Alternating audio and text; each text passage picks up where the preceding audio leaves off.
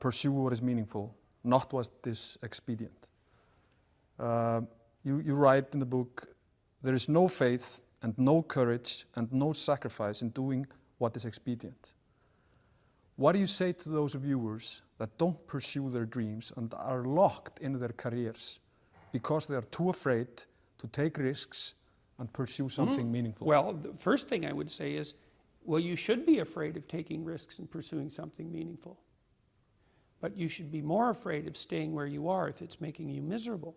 It's like the first thing you want to do is dispense with the idea that you get to have any permanent security outside of your ability to contend and adapt. It's the same issue with children.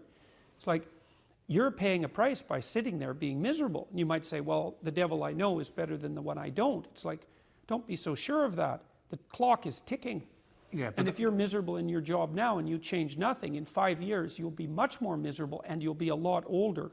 But isn't it a luxury to pursue what is meaningful? Our viewers have mortgages, they have children, they have payments and loans. It's a luxury to pursue because we lack the resources. Well, I don't remember now, I'm not talking about what makes you happy. It's a luxury to pursue what makes you happy.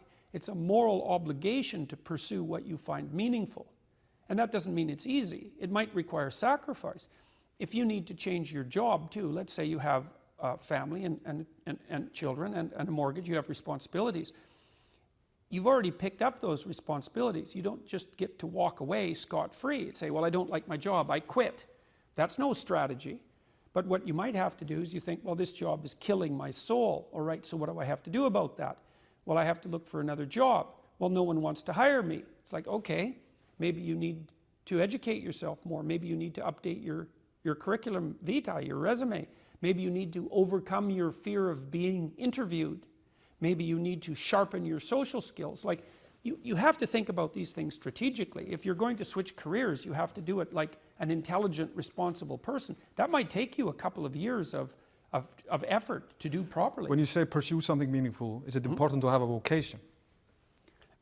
I think it's more important to have an ethos, an ethic. So I have a program, for example, called the Future Authoring Program, which is a writing program that enables people to develop a vision for their life and then to develop a strategy. And so it's based on the idea, imagine that, and it's an extension of the ideas in the book, or at least something along the same lines. The first thing that you want to do is figure out, imagine you were taking care of yourself, like you were someone you cared for, which is rule number 2, by the way, essentially. Then you should figure out, well, if you could have what you needed and wanted, what would it be? What sort of friends would you have? What would your family relationships look like? How would you conduct yourself with your children? How would you educate yourself? You need to think through how it is that your life could be properly arranged if you had that ability.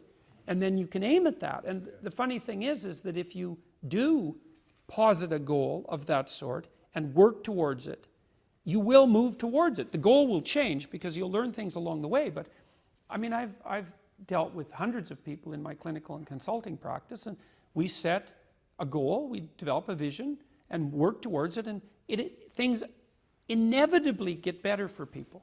So it's not a luxury, it's difficult. It's a moral responsibility, and it isn't happiness. It's not, the pursuit isn't for happiness.